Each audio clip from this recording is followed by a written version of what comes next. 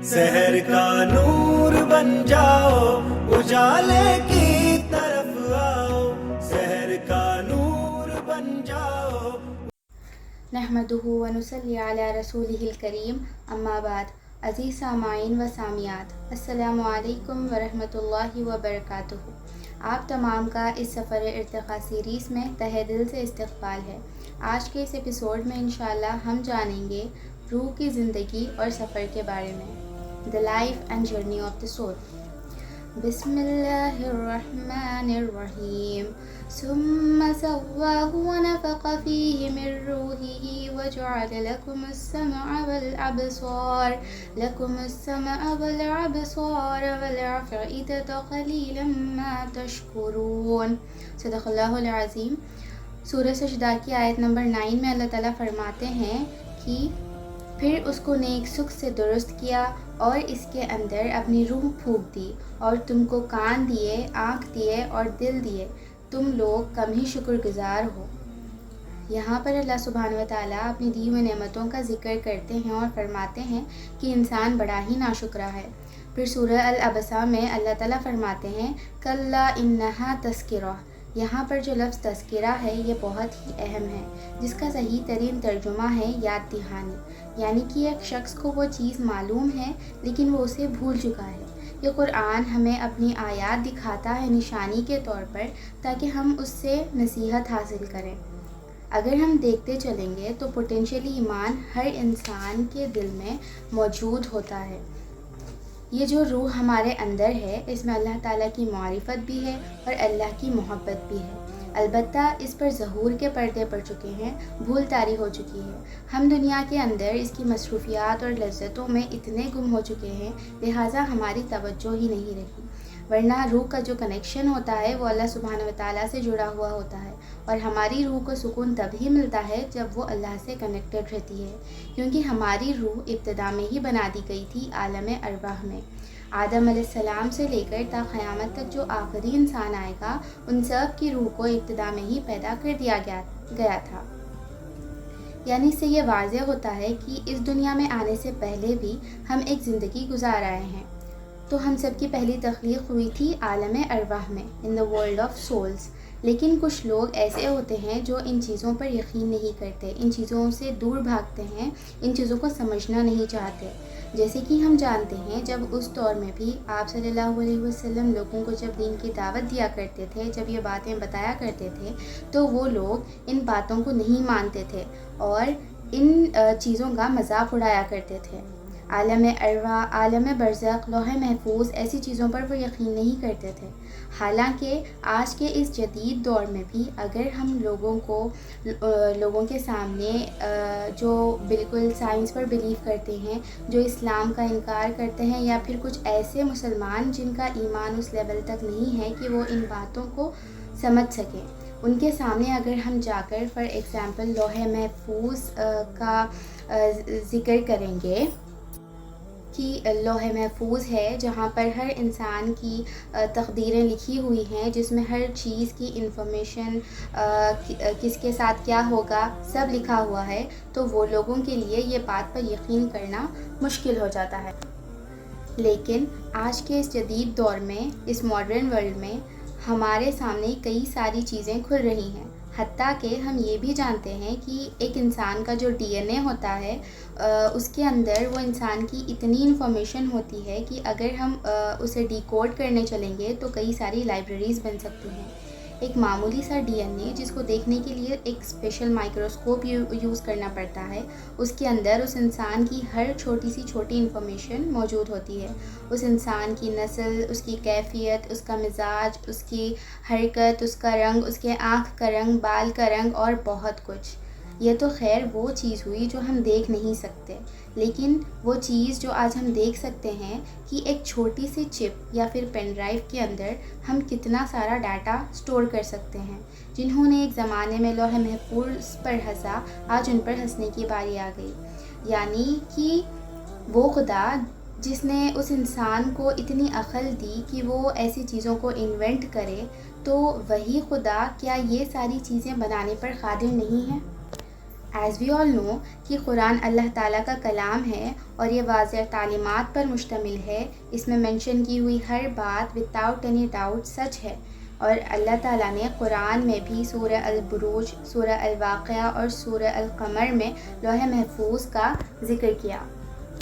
اور اسی کے ساتھ ساتھ اگر ہم قرآن کی روشنی میں دیکھتے چلیں گے تو ہماری پہلی تخلیق ہوئی تھی عالم ارواح میں.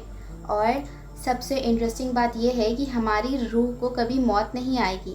اینڈ اکارڈنگ ٹو اسلام ہماری جو روح ہے وہ ٹریول کرے گی 6 ڈفرینٹ ورلڈس. اللہ سبحانہ و تعالیٰ ہماری روح کو ٹرانسفر کریں گے ایک دنیا سے دوسری دنیا میں. اور اسی طرح our soul will face 5 transfers and live in 6 different worlds. جو روح کی پہلی زندگی تھی وہ تھی عالم ارواح میں. ان فیکٹ آپ صلی اللہ علیہ وسلم نے فرمایا کہ اگر تم اس دنیا میں کسی شخص سے ملتے ہو پہلی بار لیکن تمہیں ایسا محسوس ہو کہ تم اس سے پہلے بھی مل چکے ہو تو ایسا ہو سکتا ہے کہ تم اس سے پہلے عالم ارواح میں مل چکے ہوں گے. In the world of souls, جہاں پر ہم سب thousands and thousands of years رہ چکے ہیں. ایگزیکٹ کتنا عرصہ اللہ سبحانہ و تعالیٰ نے ہمیں وہاں پر رکھا اس چیز کا اندازہ نہیں لگایا جا سکتا. اور جس طرح فرشتوں کا پرپس صرف اور صرف اللہ کا احکام ماننا، اللہ کی عبادت کرتے رہنا ہے، بالکل اسی طرح جب ہماری روح عالم ارواح میں تھی تو وہ اللہ کی عبادت اور اللہ کا ذکر کیا کرتی تھی.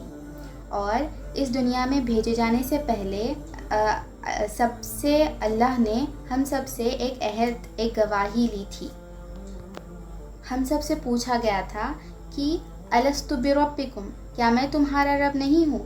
تو تب ہم سب نے بالکل اپنے ہوش و آواز میں گواہی دی تھی کہ آپ ہی ہمارے رب ہیں.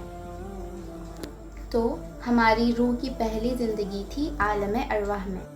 Now coming to the life in this world, جب اپنی ماں کے پیٹ میں ایک فیٹس گرو کرتا ہے اور جب وہ بٹوین 3 to 4 منتھس کے قریب آ جاتا ہے تو اللہ سبحانہ و تعالیٰ ایک فرشتے کو حکم دیتے ہیں کہ تم عالم ارواح سے ایک فلاں روح کو اس فیٹس کے اندر پھونک ڈالو. تو جب وہ روح کو عالم ارواح سے ایک ماں کے پیٹ میں اس فیٹس کے اندر ڈال دیا جاتا ہے تو اب یہ اس روح کے لیے اس کی دوسری دنیا ہے. پہلی تھی عالم ارواح میں، اب وہاں سے اس سول کا فرسٹ ٹرانسفر ہوا انٹو دا مدرس ووم. تو اب جو مدر کا وومب ہے اس سول کا سیکنڈ ورلڈ ہے، جہاں پر کچھ عرصہ رہنے کے بعد پھر اس کا سیکنڈ ٹرانسفر ہوگا اس دنیا میں جہاں اب ہم ہیں. یعنی یہ جو دنیا ہے یہ ہماری روح کی تھرڈ لائف ہے.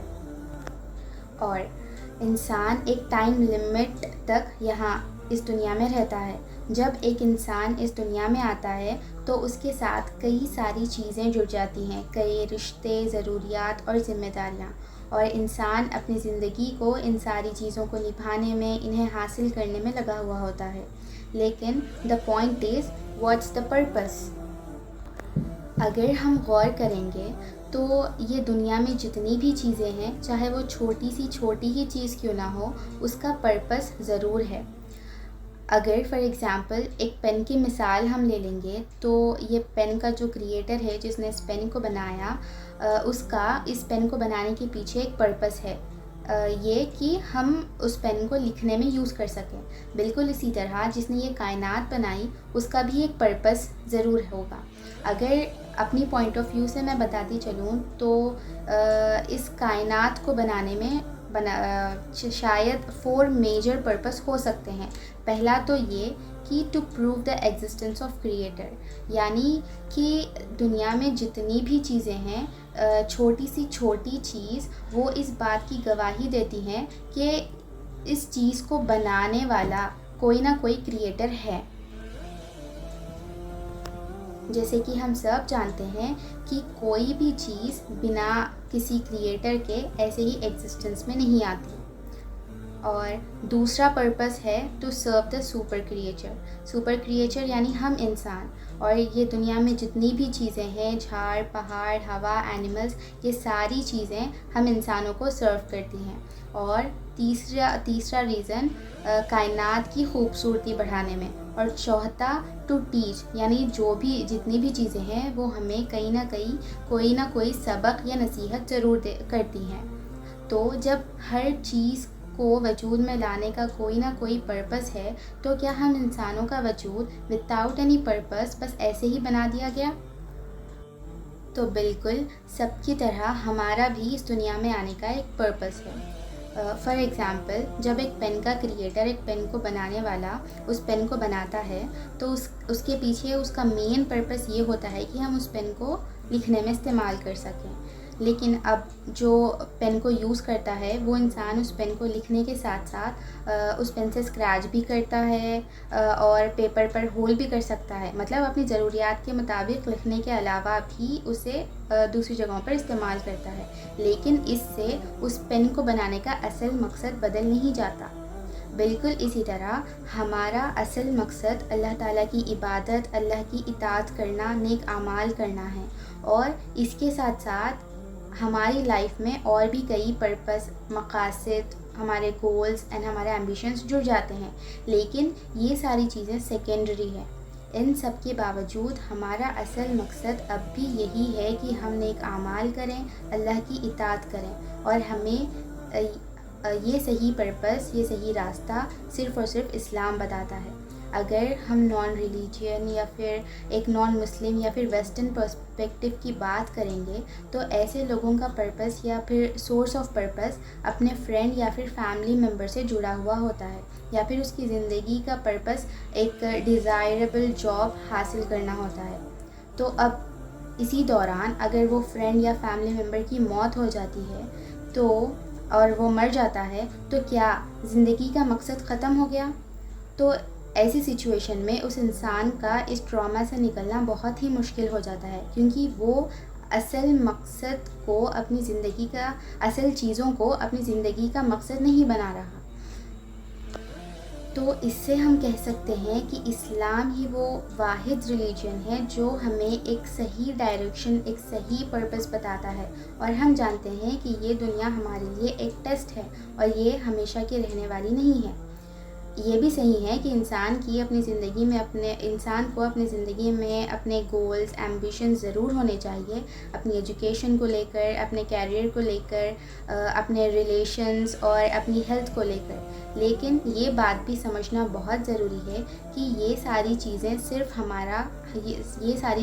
ہمارے گولز ہیں، and these goals are not our actual purpose. یہ دنیا ہمارے لیے ایک امتحان کی جگہ ہے، اینڈ ہمارے اس دنیا میں کچھ رسپانسبلٹیز ہیں جو ہم پر فرض ہیں۔ بحیثیت مسلمان جو پہلی رسپانسبلٹی ہمارے اوپر ڈالی گئی ہے وہ ہے دعوت الی الخیر، دعوت الی القرآن، اقامت دین، اور دوسری امر بالمعروف و نہی عن المنکر، یعنی نیکی کا حکم دینا اور بدی سے روکنا۔ اور آپ صلی اللہ علیہ وسلم نے فرمایا، جب بھی تم کسی برائی کو ہوتا دیکھو تو اسے اپنے ہاتھ سے روکو، اگر تم اس کی استطاعت نہیں رکھتے تو اپنے اسپیچ سے، اپنی زبان سے اسے روکو، اور اگر یہ بھی نہیں کر سکتے تو کم از کم دل میں اس چیز کو برا سمجھو۔ اور ان سب کے ساتھ ساتھ اس دنیا میں بحیثیت انسان بھی ہمارے اوپر کئی رسپانسبلٹیز ہیں، جیسے کہ اپنے رشتوں کو نبھانا، اپنے فرائض ادا کرنا، علم کو حاصل کرنا، اور بھی بہت کچھ۔ Now coming to the next part, death and transition of the soul۔ جب ایک انسان کے موت کا وقت آتا ہے، اس کے اندر سے روح کو نکال لیا جاتا ہے اور وہ اس دنیا کے سارے کنیکشن، سارے رشتوں سے کٹ کر رہ جاتا ہے، اور یہاں سے شروع ہوتی ہے ہماری فورتھ لائف ان عالم برزخ، ایک ایسا ورلڈ جو اس دنیا اور ڈے آف ججمنٹ کے درمیان ہے۔ اور جب ایک نیک انسان کی موت آتی ہے تو اس نیک انسان کی روح کو فرشتے 7 آسمانوں کا سفر کراتے ہیں۔ اس نیک روح سے اتنی اچھی خوشبو آتی ہے کہ ہر آسمان پر جو فرشتے ہیں وہ یہ خوشبو سے ہی اندازہ لگا لیتے ہیں کہ ایک نیک روح آ رہی ہے، اور ہر آسمان پر فرشتے اس روح کا اچھے سے استقبال کرتے ہیں۔ پھر جب 7 آسمانوں کا سفر مکمل ہو جاتا ہے اور جب خبر کے مرحلے، سوال جواب کا مرحلہ ختم ہو جاتا ہے تو اس کے بعد اس روح کو اپنے نیکسٹ ڈیسٹینیشن، نیکسٹ ورلڈ عالم برزخ میں ڈال دیا جاتا ہے۔ اور اسی طرح جب ایک بد انسان کی موت آتی ہے تو اس کی روح سے بہت بری اسمیل آتی ہے، اور جب آسمانوں کا سیر کرانے لے جایا جاتا ہے تو آسمانوں پر جو فرشتے ہیں وہ اپنے دروازے بند کر لیتے ہیں اور وہ 7 آسمانوں کا سفر نہیں کر سکتا۔ اور اس کے بعد جب سارے خبر کے مرحلے، سوال جواب کا مرحلہ ختم ہو جاتا ہے تو اس کی روح کو اپنے نیکسٹ ڈیسٹینیشن، نیکسٹ ورلڈ، عالم برزخ میں ڈال دیا جاتا ہے۔ اور اگر وہ نیک روح رہی تو اسے علیین میں شامل کر دیا جاتا ہے، اور اگر وہ بری روح رہی تو اسے سجین میں شامل کر دیا جاتا ہے۔ آپ صلی اللہ علیہ وسلم نے فرمایا کہ اگر تم علیین میں شامل ہوئے تو تم اپنے خاندان والے جتنے بھی تم سے پہلے فوت ہو چکے ہیں ان سے ملنے کا موقع ملے گا، اور اگر تمہاری روح سجین میں شامل ہوئی تو یہ موقع نہیں ملے گا، تم اکیلے تنہا رہو گے۔ اور یہ جو عالم برزخ کا ذکر ہے یہ قرآن کے سورہ نمبر 83 المطففین میں موجود ہے، اور عالم برزخ ہمارا 4th ورلڈ ہے۔ پھر اس کے بعد آن دا ڈے آف ججمنٹ ساری روحوں کو جمع کیا جائے گا۔ جب سور پھونکا جائے گا تو تب سارے بے ہوش ہو جائیں گے، پھر ساری روحوں کو اپنی اپنی باڈیز کے اندر ڈال دیا جائے گا۔